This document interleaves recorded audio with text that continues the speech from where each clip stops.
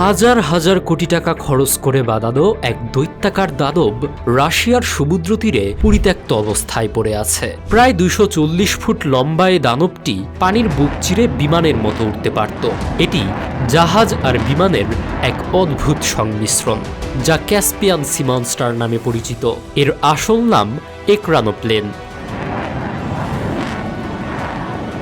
1966 সালে তৎকালীন Soviet union একে তৈরি করেছিল যুদ্ধের ময়দানে অজেয় হওয়ার নেশায়। এটি এমন এক প্রযুক্তি ছিল যা দেখে সেই সময় খোদ আমেরিকার গোয়েন্দারাও রীতিমতো ভড়কে গিয়েছিল। বিশালাকার এই যানটির সবচেয়ে বড় বিশেষত্ব ছিল এর গতি।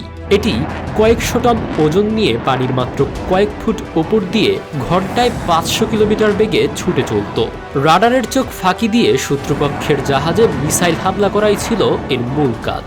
কিন্তু 90-এর দশকে সোভিয়েত ইউনিয়ন ভেঙে যাওয়ার পর চরম অর্থ সংকটে পড়ে দেশটি। অত্যন্ত ব্যয়বহুল এই প্রজেক্টের খরচ চালানো অসম্ভব হয়ে দাঁড়ায়। রক্ষণাবেক্ষণের অভাবে একসময়ের দাপুটে এই সমরযন্ত্রটি পরিণত হয়েছিল একটি পরিত্যক্ত কাঠামোতে।